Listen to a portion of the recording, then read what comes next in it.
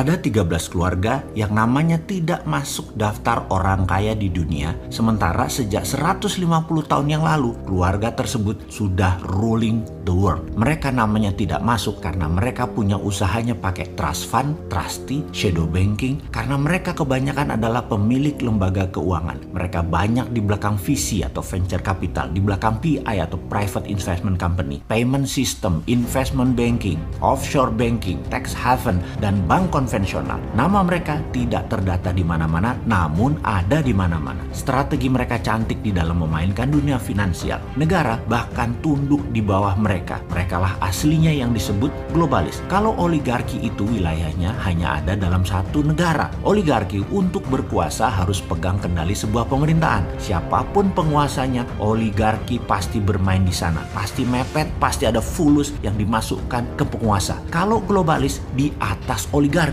Globalis bermain bersama oligarki suatu negara mengendalikan pemerintahan suatu negara. Misalnya mengubah undang-undang, memberi masukan atas kebijakan-kebijakan yang intinya melindungi bisnis oligarki dan bisnis globalis. Globalis kendalikan ekonomi terutama keuangan. Musuh globalis adalah cara bernegara yang patriotis, nasionalis. Karena nasionalis mementingkan negaranya dan bangsanya terlebih dahulu, baru urusan luar negeri. Country dan people first ini menakutkan globalis. Dibenci sekali pemahaman bernegara kalau basisnya adalah domestik. Biasanya negara nasionalis yang memilih jalur tidak mengikuti aturan globalis dan negara adikuasa biasanya menggunakan ilmu ekonomi MMT, Modern Monetary Theory. MMT itu anti hutang, pro swasta, pro printing money berbasis proyek produktif, dan mengutamakan domestic direct investment atau DDI, bukan FDI, bukan foreign direct investment. Jadi kalau banyak foreignnya, negara tersebut cenderung di bawah pengaruh globalis. Saat ini pengguna terdepan negara yang pakai MMT adalah Tiongkok dan Amerika. Karena itu MMT tidak boleh dipakai negara lain. Di sisi lain, globalis juga anti nasionalis. Sekali lagi, bernegara patriotis nasionalis plus mengadopsi MMT itu ancaman besar buat globalis. Apa yang dibuat oleh globalis sejak lama mengendalikan agar MMT tidak dipakai di banyak negara. Indonesia akhirnya dimasuki oleh asing sejak tahun 1998 hingga saat ini. Salah satunya adalah kefungsian bank sentral. Simple sederhananya. Namun kalau faham bernegara jadi buat marah, bisa misu-misu ke pejabat. Namun dalam hal ini kita wajib mengingatkan bangsa dan negara Indonesia agar bisa menjadi negara berdaulat penuh,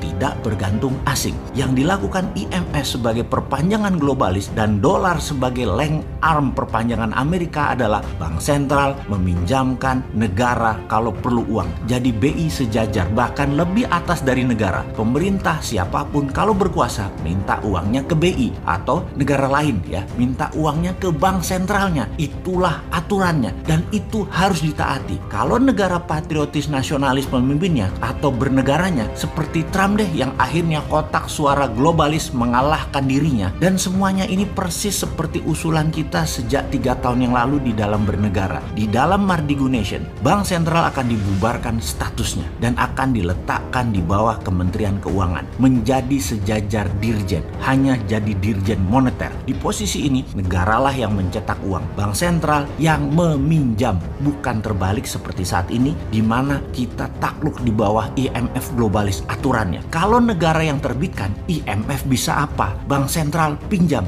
Sekarang lucu, negara yang berhutang ke bank sentral. Lah, kok yang punya malah ngutang? Kan geblek. Dengan prinsip ini tidak akan pernah berkurang rupiah. Membangun selama memerlukan rupiah ya aman-aman saja. APBN tidak pernah minus. Kalau minus, bank sentral dan menteri keuangan minta pinjam ke negara. Selesai urusan. Tak perlu uang asing, tak perlu IMF, tak perlu globalis. Wah, ini ora.